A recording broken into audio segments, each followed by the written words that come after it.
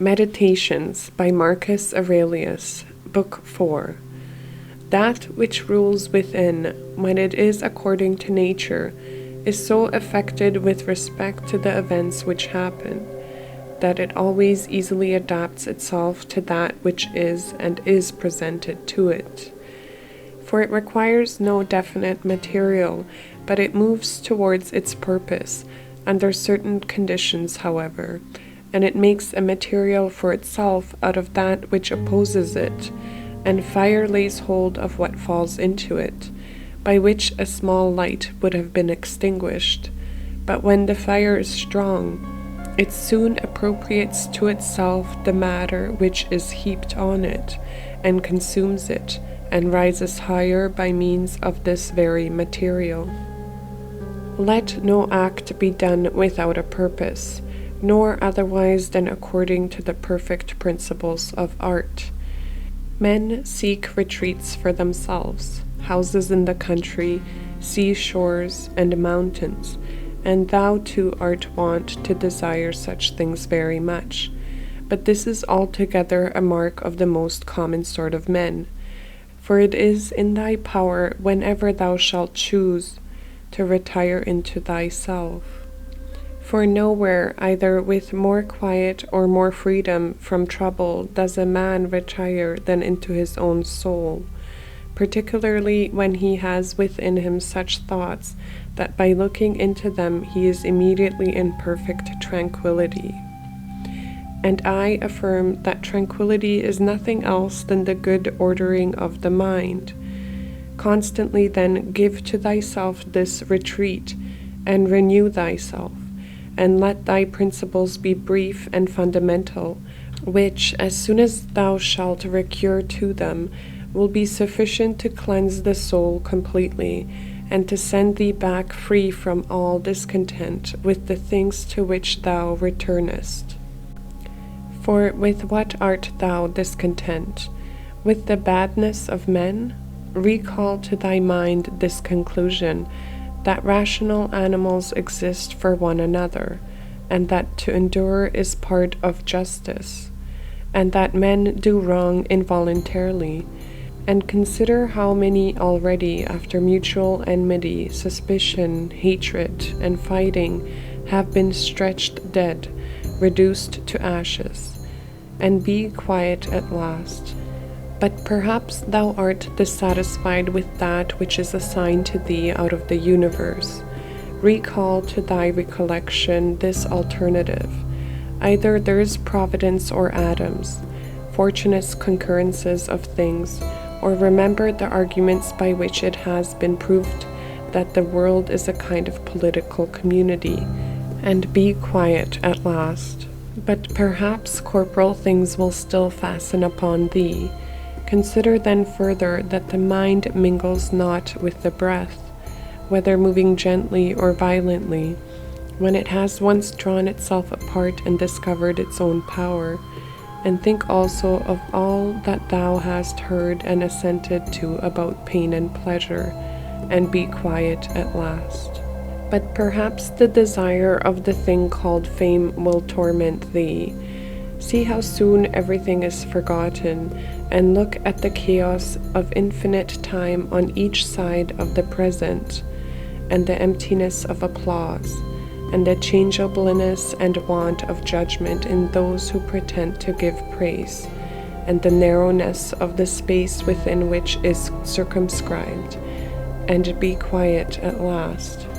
For the whole earth is a point, and how small a nook in it is this thy dwelling, and how few are there in it, and what kind of people are they who will praise thee?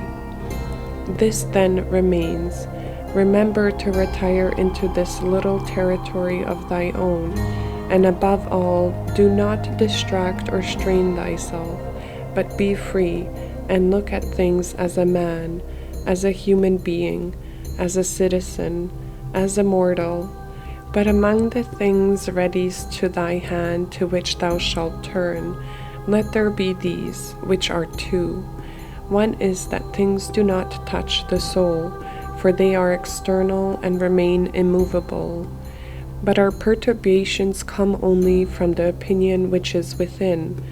The other is that all these things which thou seest change immediately and will no longer be. And constantly bear in mind how many of these changes thou hast already witnessed. The universe is transformation, life is opinion. If our intellectual part is common, the reason also, in respect of which are rational beings, is common. If this is so, common also is the reason which commands us what to do, and what not to do. If this is so, there is a common law also. If this is so, we are fellow citizens. If this is so, we are members of some political community. If this is so, the world is in a manner a state. For of what other common political community will anyone say that the whole human race are members? And from thence, from this common political community, comes also our very intellectual faculty and reasoning faculty and our capacity for law. Or whence do they come? For as my earthly part is a portion given to me from certain earth, and that which is watery from another element, and that which is hot and fiery for some peculiar source, for nothing comes out of that which is nothing, as nothing also returns to non-existence. So also the intellectual part comes from some source. Death is such as generation is, a mystery of nature, a composition out of the same elements, and a decomposition into the same, and altogether not a thing of which any man should be ashamed, for it is not contrary to the nature of a reasonable animal, and not contrary to the reason of our constitution. It is natural that these things should be done by such persons. It is a matter of necessity, and if a man will not have it so, he will not allow the fig tree to have juice. But by all means bear this in mind, that within a very short time both thou and he will be dead, and soon not even your names will be left behind. Take away thy opinion, and then there is taken away the complaint, I have been harmed. Take away the complaint, I have been harmed, and the harm is taken away. That which does not make a man worse than he was, also does not make his life worse, nor does it harm him either from without or from within. The nature of that which is universally useful has been compelled to do this. Consider that everything which happens, happens justly, and if thou observest carefully, thou wilt find it to be so. I do not say only with respect to the continuity of this series of things, but with respect to what is just, and as if it were done by one who assigns to each thing its value. Observe then as thou hast begun, and whatever thou dost, do it in conjunction with this, the being good, and in the sense in which a man is properly understood to be good. Keep to this in every action. Do not have such an opinion of things as he has who does thee wrong, or such as he wishes thee to have, but look at them as they are in truth. A man should always have these two rules in readiness. The one, to do only whatever the reason of the ruling and legislating faculty may suggest for the use of men.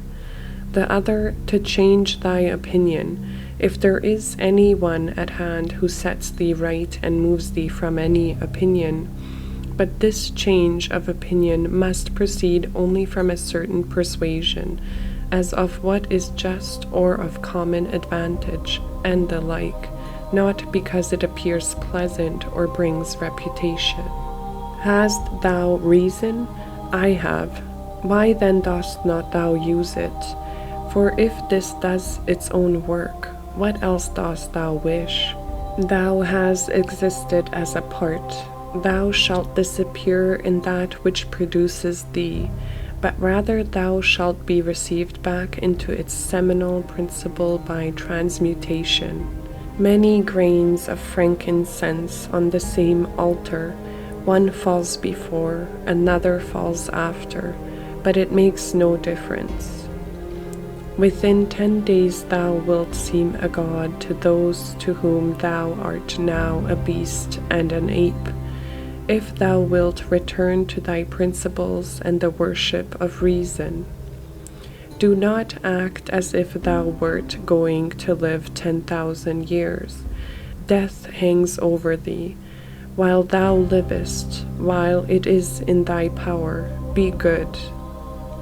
How much trouble he avoids who does not look to see what his neighbor says or does or thinks, but only to what he does himself, that it may be just and pure. Or, as Agathon says, look not round at the depraved morals of others, but run straight along the line without deviating from it. He who has vehement desire for posthumous fame does not consider that every one of those who remember him will himself also die very soon. Then again also they who have succeeded them, until the whole remembrance shall have been extinguished, as it is transmitted through men who foolishly admire and perish. But suppose that those who will remember are even immoral, and that the remembrance will be immoral, what then is this to thee? And I say not what is it to the dead, but what is it to the living? What is praise except indeed so far as it has a certain utility? For thou now rejects unseasonably the gift of nature, clinging to something else. Everything which is in any way beautiful is beautiful in itself, and terminates in itself, not having praise as part of itself. Neither worse than nor better is a thing made by being praised. I affirm this also of the things which are called beautiful by the vulgar, for example, material things and works of art. That which is really beautiful has no need of anything, not more than law, not more than truth, not more than benevolence or modesty. Which of these things is beautiful because it is praised, or spoiled by being blamed? Is such a thing as an emerald made worse than it was if it is not praised? Or gold, ivory, purple, a lily, a little knife, a flower, a shrub? If souls continue to exist, how does the air contain them from eternity? But how does the earth contain the bodies of those who have been buried from time so remote? For as here the mutation of these bodies after a certain continuance, whatever it may be, and their dissolution make room for other dead bodies, so the souls which are removed into the air after subsisting for some time are transmuted and diffused, and assume a fiery nature by being received into the seminal intelligence of the universe, and in this way make room for the fresh souls which come to dwell there. And this is the answer which a man might give on the hypothesis of souls continuing to exist. But we must not only think of the number of bodies which are thus buried, but also of the number of animals which are daily eaten by us and the other animals. For what a number is consumed, and thus in a manner buried in the bodies of those who feed on them. And nevertheless this earth receives them by reason of the changes of these bodies into blood, and the transformations into the aerial of the fiery element. What is the investigation into the truth in this matter? The division into that which is material and that which is the cause of form, the formal? Do not be whirled about, but in every movement have respect to justice, and on the occasion of every impression maintain the faculty of comprehension or understanding. Everything harmonizes with me. which is harmonious to thee, O universe. Nothing for me is too early nor too late, which is in due time for thee. Everything is fruit to me which thy seasons bring, O nature. For thee are all things, in thee are all things, to thee all things return. The poet says, Dear city of Cecrops, and wilt not thou say, Dear city of Zeus? Occupy thyself with few things, says the philosopher, if thou wouldst be tranquil. But consider if it would not be better to say, Do what is necessary, and whatever the reason of the animal which is naturally social requires, and as it requires.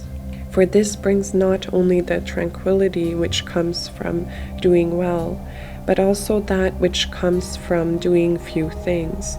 For the greatest part of what we say and do being unnecessary, if a man takes this away, he will have more leisure and less uneasiness. Accordingly, on every occasion a man should ask himself, Is this one of the unnecessary things? Now man should take away not only unnecessary acts, but also unnecessary thoughts, for thus superfluous acts will not flow after. Try how the life of the good man suits thee, the life of him who is satisfied with his portion out of the whole, and satisfied with his own just acts and benevolent disposition. Hast thou seen those things? Look also at these. Do not disturb thyself. Make thyself all simplicity. Does any one do wrong? It is to himself that he does the wrong. Has anything happened to thee? Well, out of the universe from the beginning, everything which happens has been apportioned and spun out to thee. In a word, thy life is short. Thou must turn to profit the present by the aid of reason and justice. Be sober in thy relaxation. Either it is a well-arranged universe or a chaos huddled together, but still a universe. But can a certain order subside in thee, and disorder in the all? And this too, when all things are so separated and diffused and sympathetic. A black character, a womanish character, a stubborn character, bestial, childish, animal, stupid, counterfeit, scurrilous, fraudulent, tyrannical. If he is a stranger to the universe who does not know what is in it, no less is he a stranger who does not know what is going on in it. He is a runaway, who flies from social reason. He is blind, who shuts the eyes of the understanding. He is poor, who has need of another, and has not from himself all things which are useful for life. He is an absence on the universe, who withdraws and separates himself from the reason of our common nature through being displeased with the things which happen. For the same nature produces this, and has produced thee too. He is a piece rent asunder from the state, who tears his own soul from that of reasonable animals, which is one. The one is a philosopher without a tunic, and the other without a book. Here is another half naked.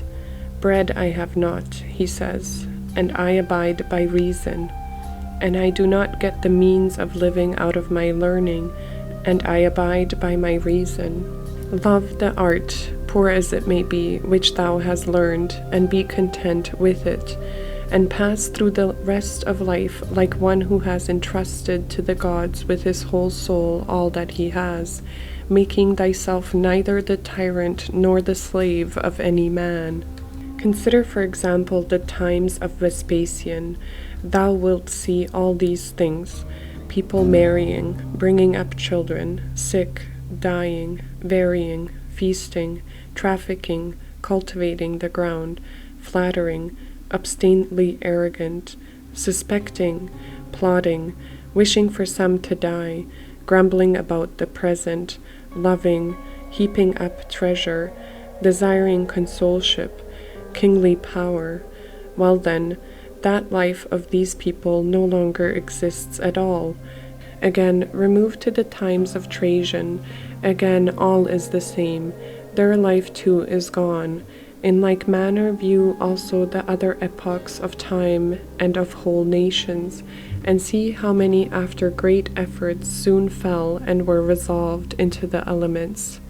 But chiefly thou shouldst think of those whom thou hast thyself known distracting themselves about idle things, neglecting to do what was in accordance with their proper constitution, and to hold firmly to this, and to be content with it.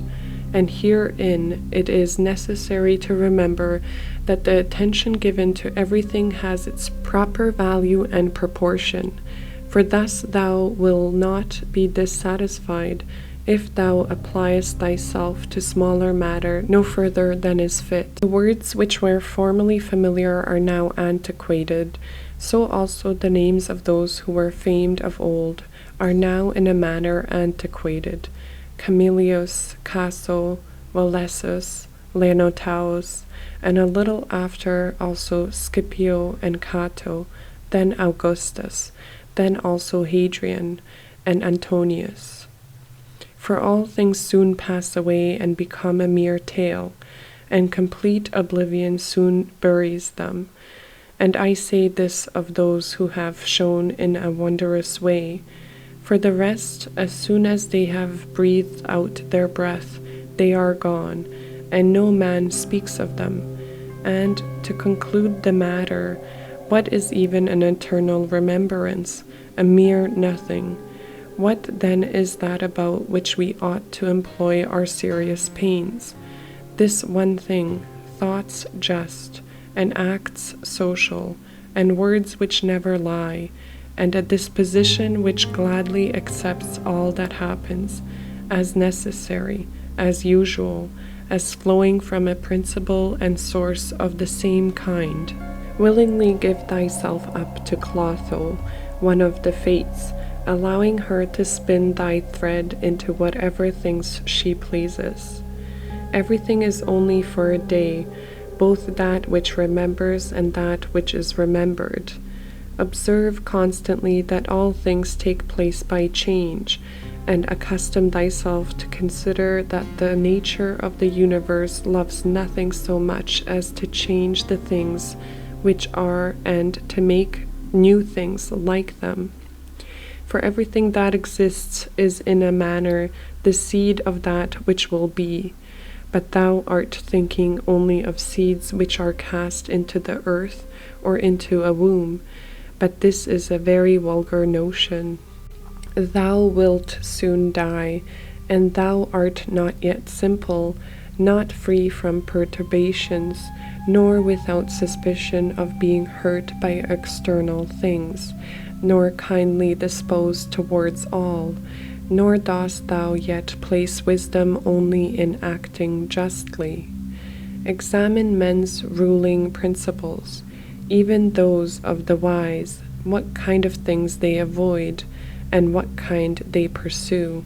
What is evil to thee does not subsist in the ruling principle of another, nor yet in any turning and mutation of thy corporal covering. Where is it then? It is in that part of thee in which subsists the power of forming opinions about evils. Let this power then not form such opinions, and all is well. And if that which is nearest to it, the poor body, is burnt, filled with matter and rottenness, nevertheless let the part which forms opinions about these things be quiet. That is, let it judge that nothing is either bad or good, which can happen equally to the bad man and the good. For that which happens equally to him who lives contrary to nature and to him who lives according to nature is neither according to nature nor contrary to nature. Constantly regard the universe as one living being, having one substance and one soul, and observe how all things have reference to one perception, the perception of this one living being. and how all things act with one movement, and how all things are the cooperation causes of all things which exist. Observe too the continuous spinning of the thread and the contexture of the web. Thou art a little soul bearing about a corpse, as Epictetus used to say. It is no evil for things to undergo change, and no good for things to subsist in consequence of change. Time is like a river made up of the events which happen, and a violent stream. For as soon as a thing has been seen, it is carried away, and another comes in its place, and this will be carried away too. Everything which happens is a familiar and well known as the rose in spring and the fruit in summer. For such is disease, and death, and calumny, and treachery, and whatever else delights fools or vexes them. In the series of things, those which follow are always aptly fitted to those which have gone before. For this series is not like a mere enumeration of disjointed things, which has only a necessary sequence, but it is a rational connection, and as all existing things are arranged together harmoniously, so the things which come into existence exhibit no mere succession, but a certain wonderful relationship. Always remember the saying of Heraclitus, that the death of earth is to become water, and the death of water is to become air, and the death of air is to become fire, and reversely. And think too of him who forgets whither the way leads, and that man quarrel with that with which they are most constantly in communion, the reason which governs the universe, and the things which daily meet with seem to them strange, and consider that we ought not to act and speak as if we were asleep, for even in sleep we seem to act and speak, and that we ought not, like children who learn from their parents, simply to act and speak as we have been taught. If any god told thee that thou shalt die tomorrow, or certainly on the day after tomorrow, thou wouldst not care much whether it was on the third day or on the morrow, unless thou wast in the highest degree man-spirited, for how small is the difference? So think it no great thing to die after as many years as thou canst name rather than tomorrow.